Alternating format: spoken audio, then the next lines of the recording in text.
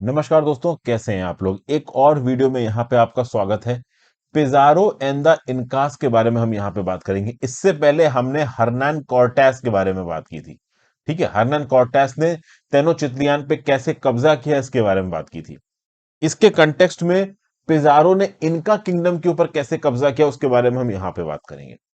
अगर कॉर्टेस को आप पिजारो से कंपेयर करते हो तो पिजारो थोड़ा कम पढ़ा लिखा था, अनएजुकेटेड था, बहुत गरीब था जब इसने आर्मी ज्वाइन की थी और 1502 में कैरेबियन आइलैंड पहुंचा था।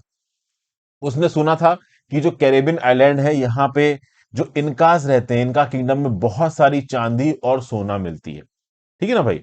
तो ओवरऑल ये बहुत ज्यादा इन्वॉल्व था जर्नी में और कैसे ना कैसे करके पैसिफिक के थ्रू पहुंचना चाहता था कहां पे, इनका किंगडम में। और चूंकि मिलिट्री में शुरुआती तौर में एक जवान था पिजारो, तो इसने पहले बहुत सारे एक्सपीडिशंस किए। ये गया कैरेबियन की साइड पे, वापस आया, फिर गया, वापस आया। तो एक बार जब ये जर्नी करके वापस आया तो ये स्पेनिश किंग से जाके मिला और उसने स्पेनिश किंग को इनका द्वारा बनाए गए कुछ गोल्डन जार्स दिखाए। दो जो स्पेनिश किंग था वो ओवरऑल यहाँ पे पिजारो के इस गिफ्ट से बहुत ज्यादा खुश हो गया और किंग ने इस पिजारो को बोला कि अगर तुम इनका लैंड को कॉन्कर कर लेते हो और वहां का सोना मुझे लाके देते हो तो मैं तुम्हें इनका की जमीनों का गवर्नर बना दूंगा। और उस समय पे गवर्नरशिप बहुत बड़ी चीज थी। उस समय पे गवर्नर लिटरल राजा होता था। क्योंकि सोचिए, यूरोप इधर है, साउथ अमेरिका इधर है, बीच में अटलांटिक ओशन है। अभी यूरोप में बैठा हुआ जो राजा है वो थोड़ी ना आएगा साउथ अटलांटिक के आइलैंड पे, सॉरी साउथ अमेरिका और आसपास के आइलैंड्स पे कब्जा करने के लिए। तो यहां का किंग जिसको अपॉइंट कर देगा एज अ गवर्नर, वही वहां पे ओवरऑल राज करेगा। ठीक है ना, प्राइमा फेसी आप कह लो डी फैक्टो रूलर वही होगा। तो इसीलिए यहां पे पिजारो के अंदर एक ख्वाब जगा कि मैं इस इनका किंगडम को पूरी तरीके से कब्जा लूंगा और मुझे इसकी गवर्नरशिप मिल जाएगी। अब पिजारो यहां पे प्लानिंग करने लगा। प्लानिंग के लिए इसने पहले की मेथोडोलॉजी को स्टडी किया। कॉर्टेस ने जिस प्रकार से कब्जा किया था एस्टेक्स के एम्पायर को, इसको इसने यहां पे स्टडी किया। ओके, लेकिन देखिए, एज़टेक अंपायर में और इनका अंपायर में कुछ बेसिक डिफरेंसेस थे, इसलिए इनका अंपायर को कैप्चर करना इतना आसान था नहीं। 1532 में आता हुआल्पा नाम का एक इंडिविजुअल इनका अंपायर की थ्रोन पर बैठा सिविल वॉर के बाद। ठीक है भाई। पिजारो जो था ओवरऑल वो यहां पे पहुंचा कहां पे, इनका किंगडम में। और इनका किंगडम में पहुंचने के बाद उसने किंग को कैप्चर कर लिया एक ट्रैप में फंसा के। अब इनको ठीक ठाक बैकअप तो मिला ही था। जब राजा ओवरऑल चाहता था कि इनका का अंपायर राजा के अंदर आ जाए, उसका पूरा सोना राजा को मिले, तो पिजारो को अच्छी खासी आर्मी भी दी थी यहाँ पे राजा ने। तो पिजारी अच्छी खासी आर्मी लेके पहुंचा, उसने राजा को कैप्चर कर लिया इनका किंगडम के। इनका किंगडम में राजा ने बोला कि भाई मैं तुम्हें एक कमरा भर के गोल्ड देता हूं, मुझे छोड़ दो।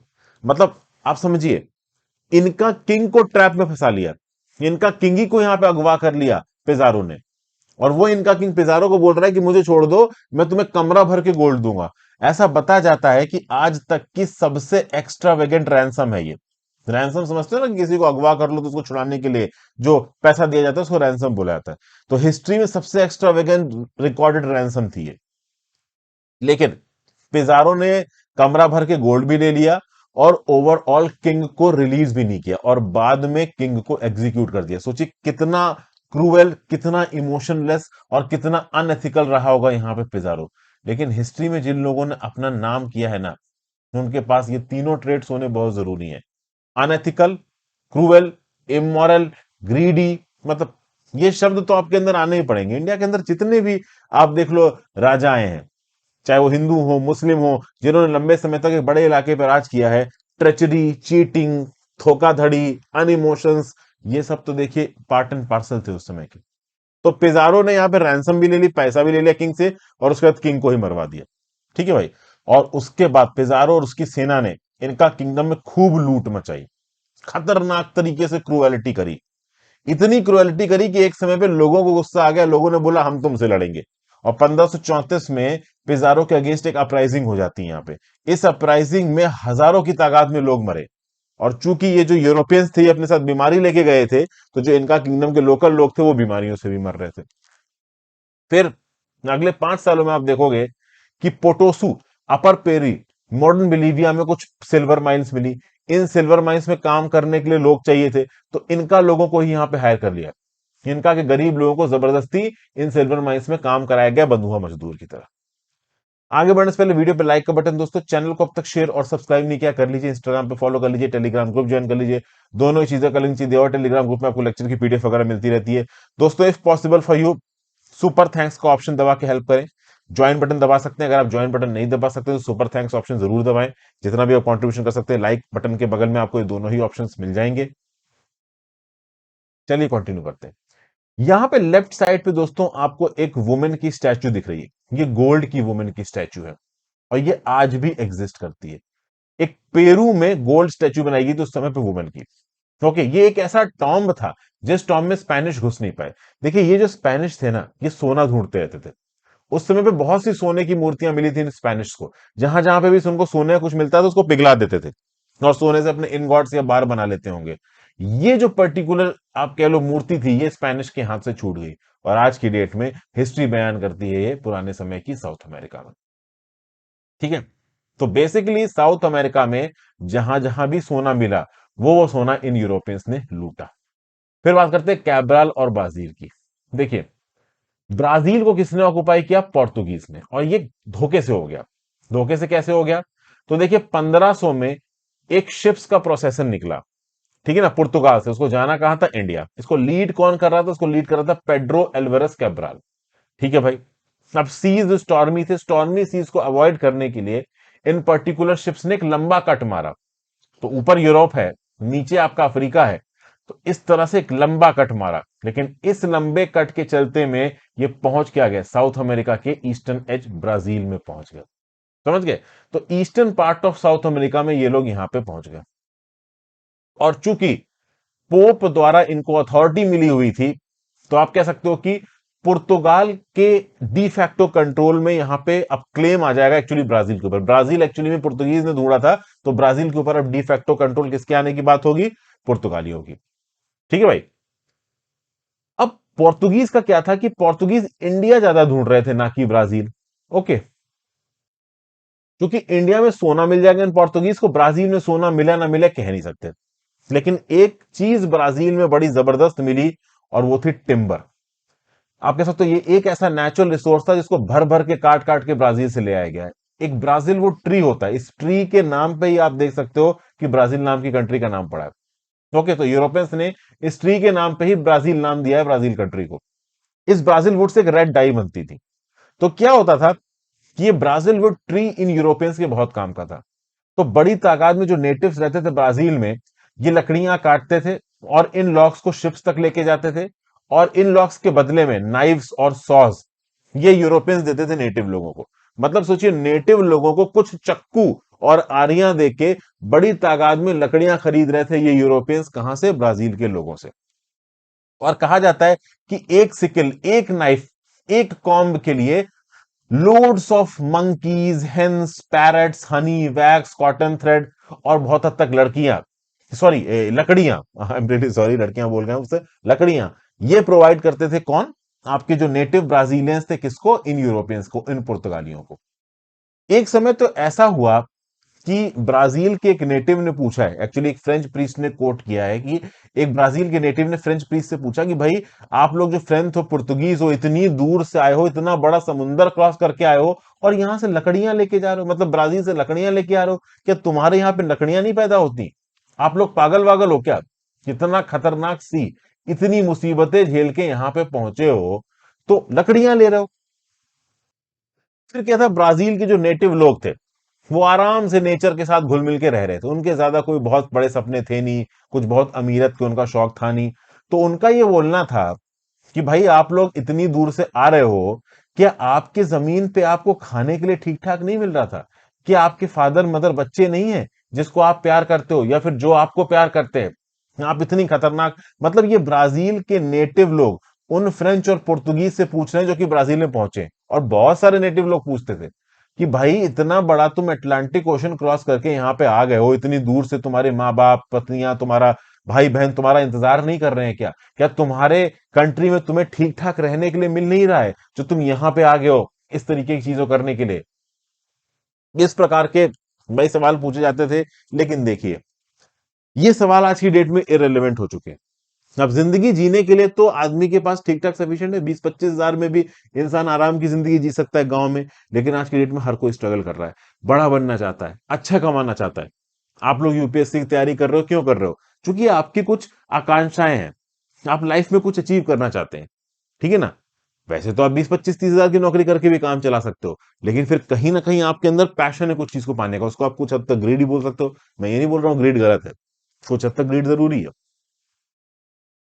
देखिए, टिम्बर का यहाँ पे ट्रेड हो रहा था, ब्राजील वुड काट काट के लेके जाया जा रहा था ब्राजील से बाहर। लेकिन अकेले पोर्तुगीज नहीं थे यहाँ पे, कुछ फ्रेंच ट्रेडर्स भी यहाँ पहुंच गए थे, और पोर्तुगीज और फ्रेंच ट्रेडर्स के बीच में कभी कभी खतरनाक लड़ाइयां हो जाती थी इस टिम्बर वुड के लिए। और ब्राजील के जो लोकल लोग थे वो सोचते थे कि यार क्यों लड़ रहे हैं ये लोग इन सब चीजों के लिए, वो भोले भाले लोग, उनको पता ही नहीं कि उनके ऊपर क्या मुसीबत आ गई है। ओके। प्लस अगर आप देखो तो पोर्तुगीज यहां पे फ्रेंच रेडर्स को कुछ हद तक हरा पाए, भगा पाए।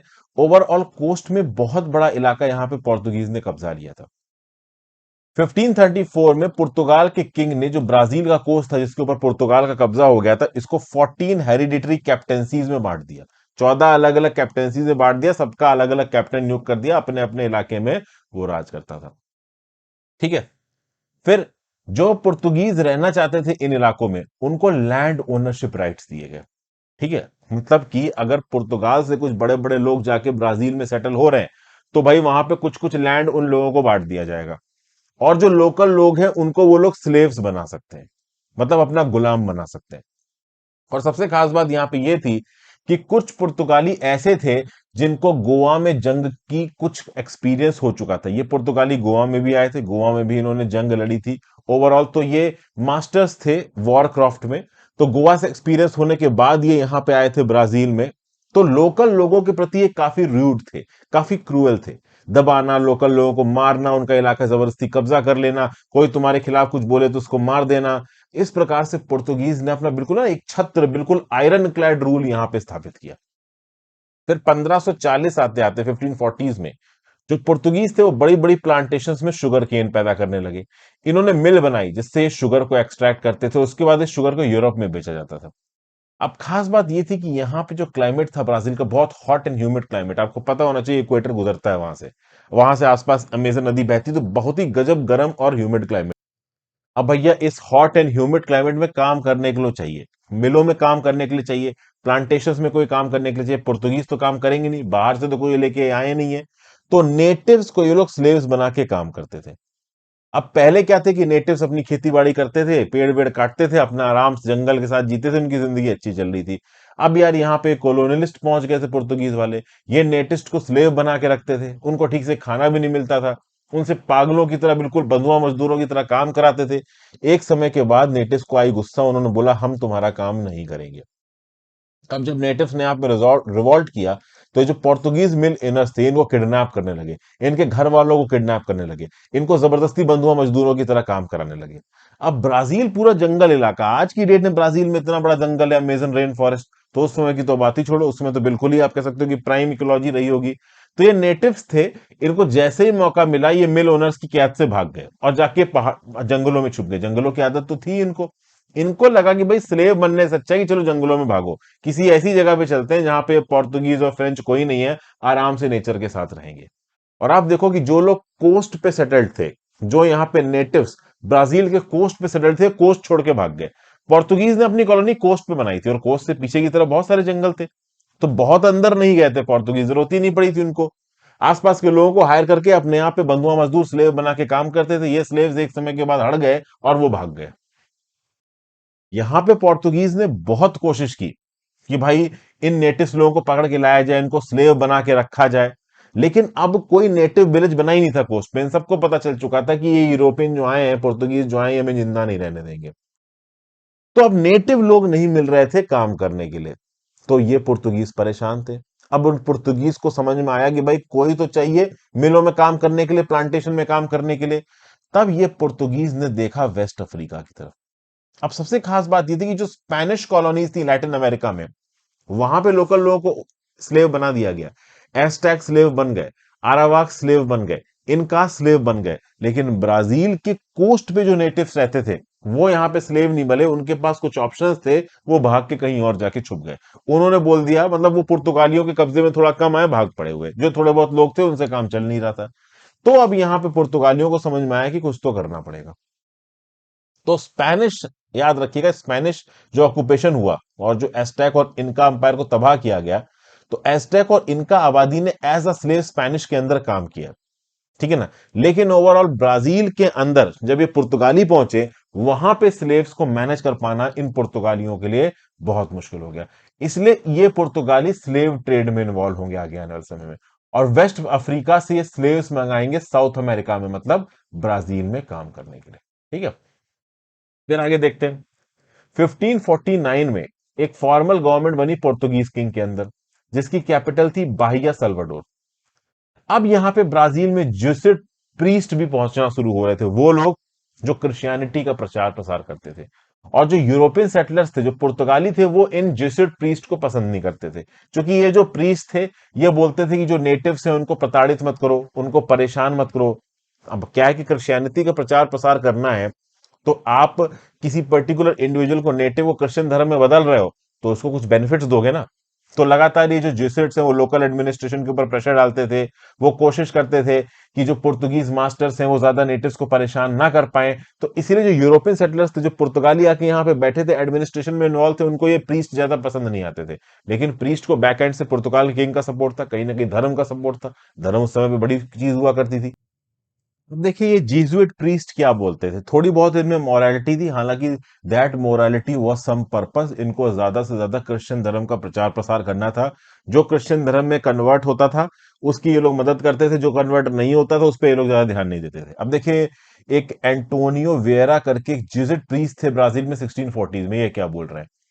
देर is no greater curse on a home और family then to be unjustly supported by the sweat of others. मतलब कि आपके ऊपर इससे ज्यादा बड़ा कोई श्राप नहीं हो सकता कि भाई आप किसी दूसरे की मेहनत, किसी दूसरे के परिश्रम से फल उठा रहे हो। फिर क्या लिखा हुआ है, any man who deprives other of their freedom and being able to restore that freedom does not do so is condemned. मतलब कोई भी एक ऐसा इंसान जो किसी दूसरे इंडिविजुअल से उसकी फ्रीडम छीन लेता है, और उस इंसान के पास ये काबिलियत है कि वो उसको उसकी फ्रीडम रिस्टोर कर सकता है, बट वो रिस्टोर नहीं कर रहा है, तो ऐसे केसेस में इस इंडिविजुअल को कंडेम कर दो, ये इंडिविजुअल जीने लायक नहीं है। तो इस प्रकार की विचारधारा ये प्रीस्ट यहां पे प्रोपोगेट करते थे, और ऑब्वियस सी बात है, ये विचारधारा जो यहां पे पुर्तगाली थे, जो राज कर रहे थे कोलियनल माइंडसेट से, उनको पसंद नहीं आएगी। Thank you for watching friends, यहां पे इस वीडियो को खत्म कर रहा हूं। एक और वीडियो लगेगी और चैप्टर नंबर 8 खत्म हो जाएगा, फिर हम चैप्टर नंबर 9 शुरू करेंगे। Thank you for watching friends, video को लाइक और शेयर करके जाइएगा। सुपर थैंक्स को ऑप्शन पे क्लिक करें, ज्वाइन बटन दबाएं दोस्तों, अगर दबा सकते हैं तो। Have a free day, good bye.